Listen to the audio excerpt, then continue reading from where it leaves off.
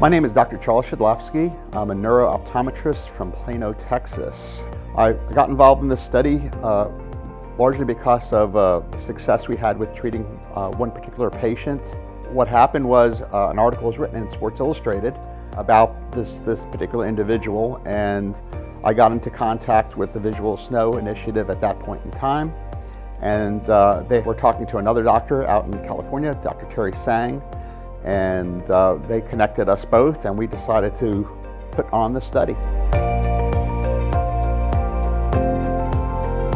Dr. Sang and I got together. We kind of put together some of the parameters for the study, and we decided the format of the study at that point in time.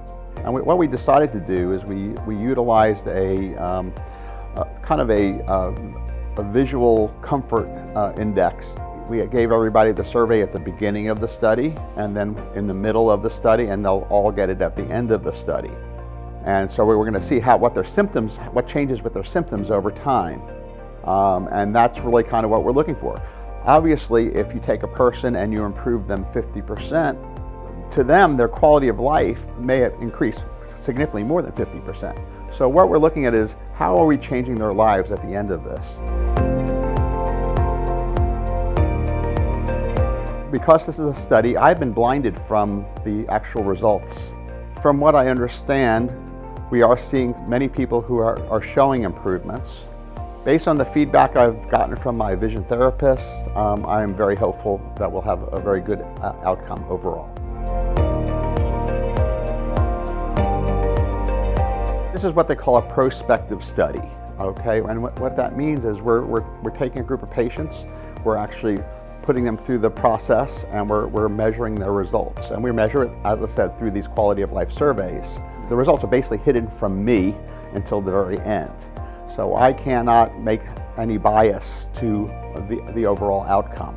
Other than that, it's not your typical double-blinded study. We didn't want to have a placebo, if you will, for the study, because simply we wanted to treat patients and get them better and see what's working and see what's not working. So really the ultimate goal is to see, number one, is vision rehabilitation something that will be beneficial to patients with visual snow syndrome? And then, are there particular aspects of the study or particular therapies that we are doing that are more successful than other therapies?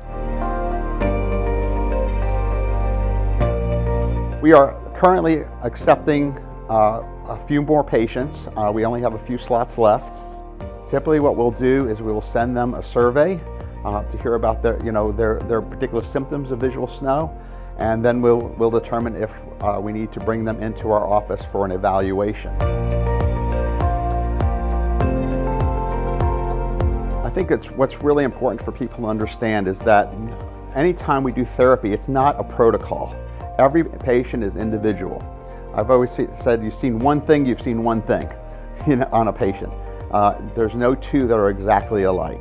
So you have to do a very careful evaluation of the patient's needs, the patient's findings, and then you can determine a therapy plan built around them. We are trying to figure out exactly what works and exactly what doesn't work so that we can teach others how to do this. So eventually we can teach that therapy to other doctors so everyone can have access to the therapy so they can improve their symptoms. I'm hoping the study will conclude somewhere around June, but certainly by the end of the summer. Once our study is complete, our basic plan is to analyze the results. Look at the tests that we did, look at the therapies that we did. We also want to look at the patients and see their individual history, because if we look back at their history, you have some people who may have had a concussion that led to the visual snow. You had people who had migraine headaches that led to the visual snow. You had people that had other types of neurological anomalies that may have led up to the visual snow. So we wanted to break those further into groups so we can see who was most successful on, who was less successful on as well. So it's really not even a matter of just seeing if the therapy was successful or not, but on which group of individual it was successful for. Then we'll present it to the community at large. Our hope after that is that we can go out and teach doctors how to do some of the techniques that we have found to be successful so that we can expand our services out to the community.